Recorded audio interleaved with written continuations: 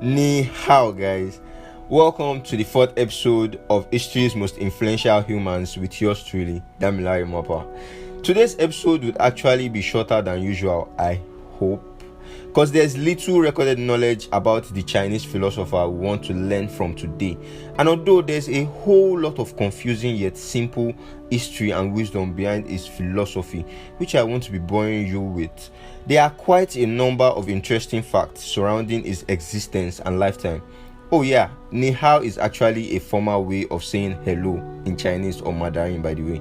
The Chinese philosopher and founder of Taoism/Daoism, like some would call it, is said to have influenced the greatest of philosophers in China, and his philosophy has at least 20 million followers who follow his teachings and philosophy of more than 2,000 years ago. These individuals are called Daoists or Taoists.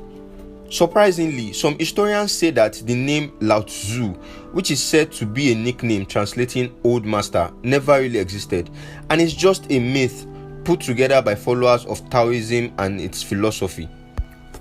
The only popular mythical record of Lao Tzu is that he was said to have been a scholar and record keeper in the royal court of the Chinese Zhou dynasty and was the older contemporary of another famous Chinese philosopher known as Confucius.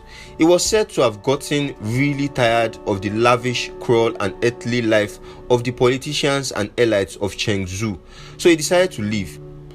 He rode west on a water buffalo, and when he reached the western border, the border guard called Yingzi recognized the great scholar. Yingzi told him to drop some of his wisdom for the country before he passed through.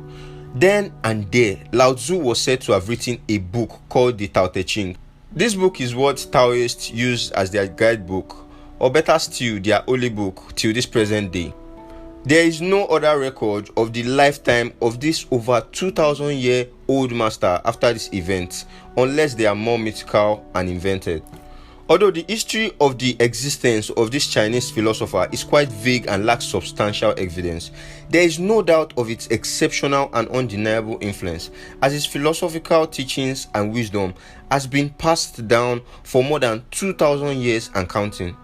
There's perhaps about 500 million Daoists living around the world now, especially in China and Taiwan. They practice meditation, chant scriptures, and worship a variety of gods and goddesses in temples. They also make pilgrimages to 5 sacred mountains in eastern China in order to pray in temples and absorb spiritual energy in those places, which are said to be occupied by immortals. So apart from these worships that people might actually call paganism, the beliefs and philosophy passed on by the Chinese philosopher are quite deep and thought-provoking, and some of the wise words can be very valuable in living a peaceful and moral-filled life today. To say a few, some deep yet wise quotations of Lao Tzu include, "To the mind that is still, the whole universe surrenders," which means that we should learn to experience the world and not rush around busy focusing too much on worldly matters. He said, "Nature does not hurry, yet everything is accomplished," which is actually thought-provoking because it is true. Nature is slow, but it actually accomplishes what it wants at the end of the day. Lao Tzu's philosophy emphasizes on being still and patient in life, which makes us open to the more important and happiness-inclined things of life. He said that the usefulness of a pot comes from its emptiness. So empty yourself of everything and let your mind become still. Because if we are too busy being anxious and too ambitious, we would miss a lot of valuable moments in life. If you do not get any of this though, it's totally normal and probably because you are a millennial, aka from the 20th to 21st century, or aren't really concerned about the deeper meanings to life. Either ways, life goes on under the sun. So that's it on the 4th episode of History's Most Influential Humans. I hope you learned something or just enjoyed the episode. Don't forget to drop a comment, follow my media pages and subscribe to my YouTube channel, please.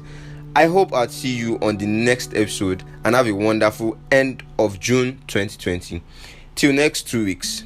Peace.